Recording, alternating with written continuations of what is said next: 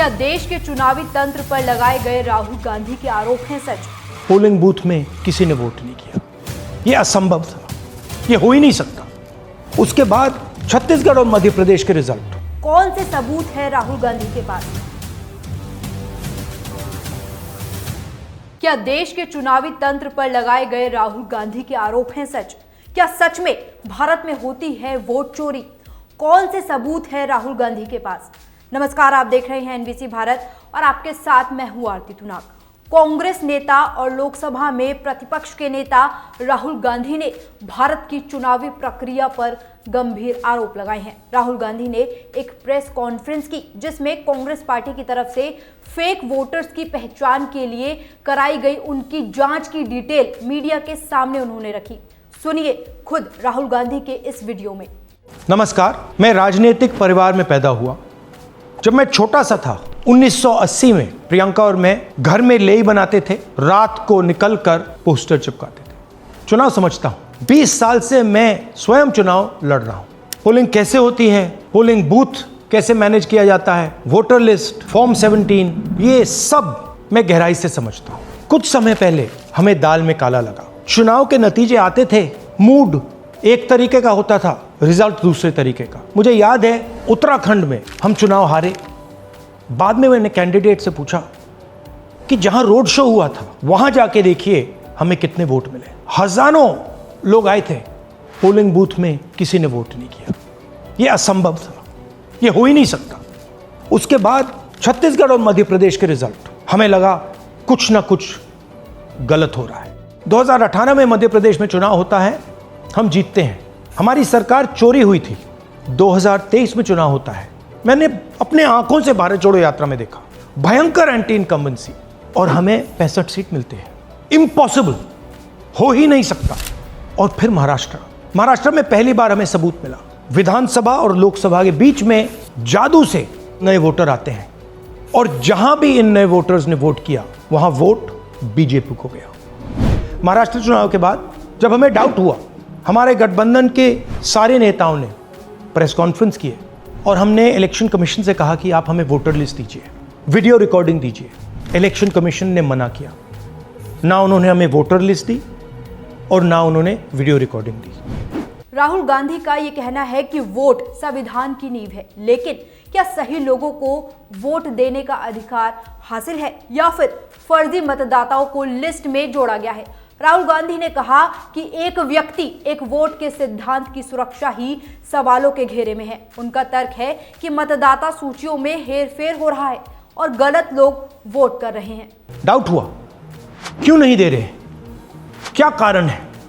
तो हमारे दिमाग में सवाल उठा, क्या इलेक्शन कमीशन बीजेपी की मदद कर रहा है? क्या इलेक्शन कमीशन ही इलेक्शन को चोरी करवा रहा है? इसके बाद हमने एक टीम सेटअप की और हमने उन्हें कहा कि आप जाइए, एक कंस्टिट्यूएंसी में जाके ढूंढिए, सच्चाई ढूंढिए, किस प्रकार से चीटिंग की जा रही है, किस प्रकार से ये काम किया जा रहा है और कौन कौन इस काम को कर रहे हैं। सबसे महत्वपूर्ण बात यह है कि इलेक्शन कमीशन डिजिटल डेटा नहीं देता है, फिजिकल डेटा देता है। मतलब लाखों कागज में वोटर लिस्ट दे देगा, मगर डिजिटल वोटर लिस्ट किसी को कभी नहीं देता है। क्यों नहीं देता? कारण क्या है? कारण है कि अगर डिजिटल डेटा मिल जाए तो इलेक्शन कमीशन की सच्चाई पूरे देश को पता लग जाएगी। हमने टीम को बताया, मैंडेट दी कि आप जाके चेक कीजिए, आप 5-7 सीटों पे पता लगाइए कि चीटिंग हुई और अगर हुई तो कैसे हुई। टीम ने हमें एक दिन बताया कि 5-7 सीटों पे काम किया ही नहीं जा सकता। क्यों? मैंने उनसे पूछा क्यों नहीं किया जा सकता? उन्होंने मुझे ये कागज दिखाए। ये जो कागज हैं, ये एक लोकसभा के कागज नहीं है, ये एक विधानसभा के कागज है, और इन कागजों को हमने मैन्युअली सॉर्ट करना पड़ा। और पूरा का पूरा काम जो हुआ है, इसमें 6 महीने लगे हैं और एक असेंबली सीट में हम ये काम कर पाए हैं। क्यों? क्योंकि डिजिटल डेटा नहीं दिया जाता। राहुल गांधी ने चुनाव पूर्व सर्वे और वास्तविक परिणामों के बीच बड़े अंतर पर भी चिंता व्यक्त की। उन्होंने बताया कि हरियाणा और मध्य प्रदेश जैसे राज्यों में चुनावों के परिणाम सर्वे से बिल्कुल अलग रहे।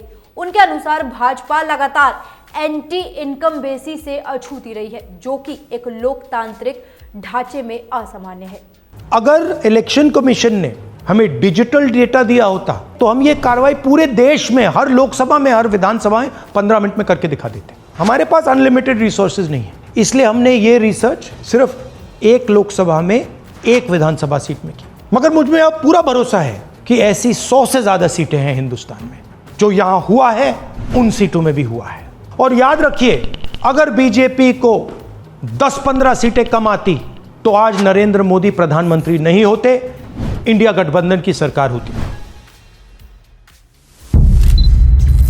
जांच ने 5 तरीके की चोरी पकड़ी है। डुप्लीकेट वोटर, जिसका मतलब एक वोटर के नाम वोटर लिस्ट में अनेक जगह आ रहे हैं। फेक एड्रेस, मतलब एड्रेस है ही नहीं या फिर house number 0। Bulk voter in single address, मतलब एक छोटे से घर में 40, 50, 60 लोग रह रहे हैं। इनवैलिड फोटोज, छोटी सी फोटो है या फिर फोटो ही नहीं है, और वो जो छोटी फोटो है वो दिखती भी नहीं है। कौन है, किसका चेहरा है, नहीं पता लग सकता। Misuse of form 6। Form 6 first time voters के लिए होती है, मतलब जिनकी एज 18-20 साल की हो, मगर वोटर लिस्ट में 90 साल के लोग फॉर्म 6 का प्रयोग कर रहे हैं। चुनाव में 6,50,000 वोटर थे, उसमें से 1 लाख चोरी के थे। अब मैं आपको 5 उदाहरण देता हूं। ये देखिए, गुरकीरत सिंह डांग, इसका नाम 4 अलग अलग बूथों पे आता है। ये कैसे हुआ और क्यों हुआ? एक और उदाहरण, विशाल सिंह, वाराणसी में वोटर लिस्ट में नाम है और बेंगलोर में 2 बार वोटर लिस्ट में नाम आता है। क्या ये वाराणसी में वोट कर रहे हैं या बेंगलोर में वोट कर रहे हैं या दोनों जगह वोट कर रहे हैं? एक और उदाहरण देखिए, हाउस नंबर 0। तो आपने कभी सुना है हाउस नंबर 0?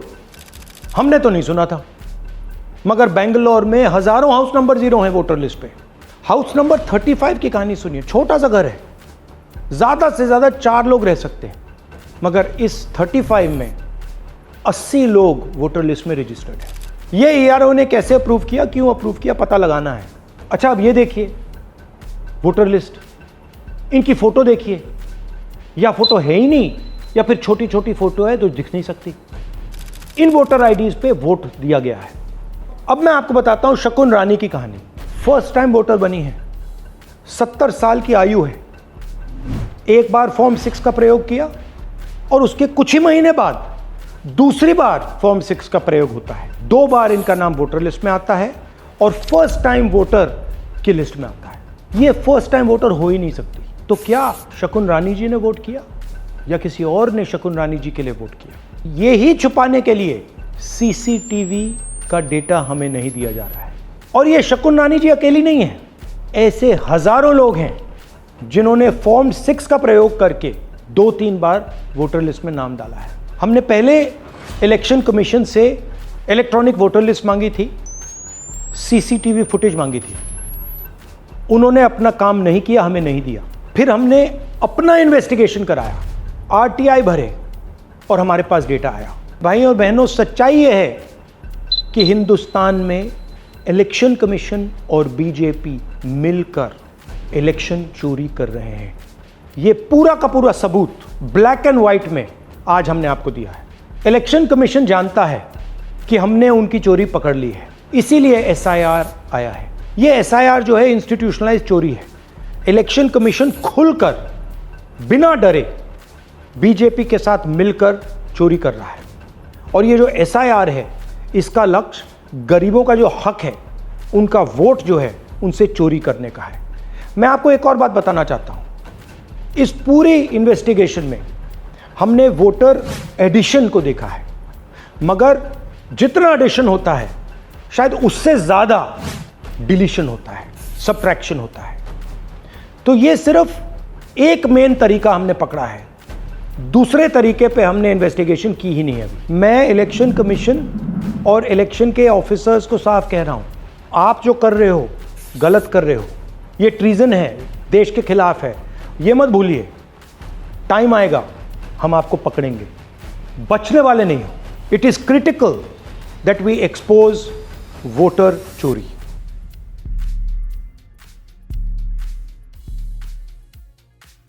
अब राहुल गांधी ने अपने दावे में ये कहा कि बीजेपी ने समर्थन हासिल करने के लिए वोटों की चोरी की है।